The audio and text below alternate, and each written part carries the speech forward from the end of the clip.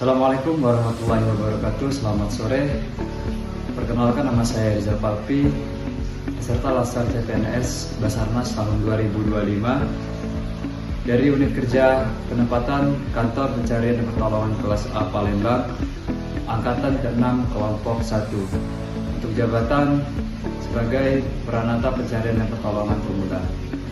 Sebelum kita membahas lebih dalam apa itu Smart ASN, kita harus tahu dulu apa sih tujuan dan arti dari Smart ASN ini.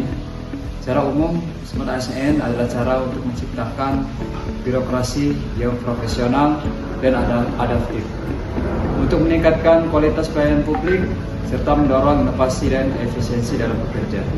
Nah, di sini saya sedang melaksanakan Laskar CPNS 2025. Pada hari ini saya sudah menyelesaikan hari kedua di agenda ketiga, ini dengan melaksanakan pembelajaran secara sinkronus atau pembelajaran secara tatap muka bersama pengampu saya. Nah, jadi untuk tugas individu ini saya akan menceritakan tentang pengalaman saya di hari kedua pada agenda ketiga ini yang terkait dengan materi Smart ASN.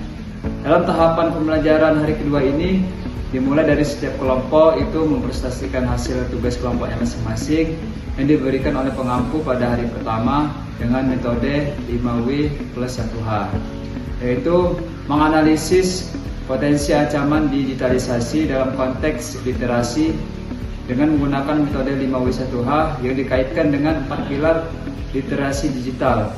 Yang pertama ini adalah akses, etika, budaya, dan juga keamanan. Di sini kami dibagi menjadi 5 kelompok, kemudian setelah itu dilanjutkan pemaparan materi tentang Smart ASN dan juga diselingi dengan tanya jawab antara kelompok dan juga diperjelaskan lagi oleh pengampu, kemudian diakhiri dengan pemberian tugas individu dan tugas kelompok dari pengampu.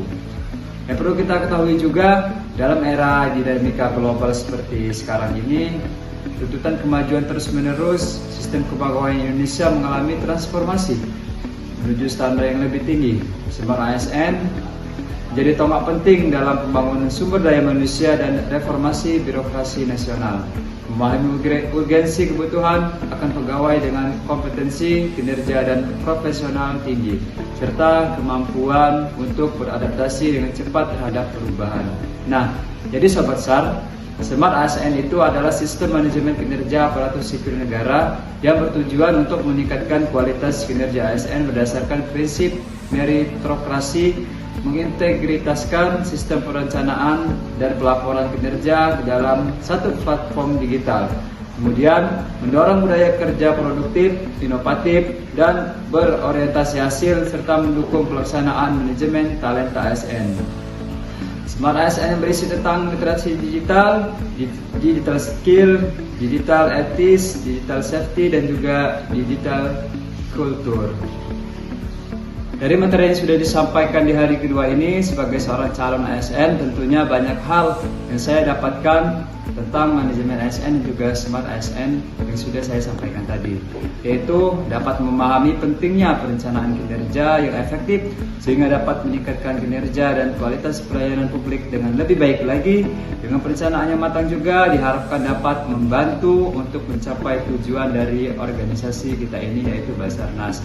Di samping itu juga pada pertemuan kedua agenda 3 ini, saya belajar juga bagaimana menjadi ASN yang smart di era digital seperti sekarang. Sebagai seorang ASN Gen Z, tentunya hampir tidak bisa dipisahkan lagi dengan kemajuan teknologi semakin maju seperti sekarang ini. Maka dari itu kita dituntut untuk sebijak mungkin agar dapat memanfaatkan teknologi yang ada. Sebagai seorang ASN yang smart, kita juga harus mampu menyesuaikan diri dengan perubahan paradigma dan pola kerja yang lebih fleksibel dan dapat dilakukan secara daring atau jarak jauh seperti sekarang ini. Mungkin itu saja Sobat SAR yang dapat saya jelaskan tentang pertemuan yang kedua ini dari agenda ketiga. Saya Rizal Palpi, pamit undur diri. Apignam Jagat Semagram, semoga selamatlah alam semesta. Assalamualaikum warahmatullahi wabarakatuh.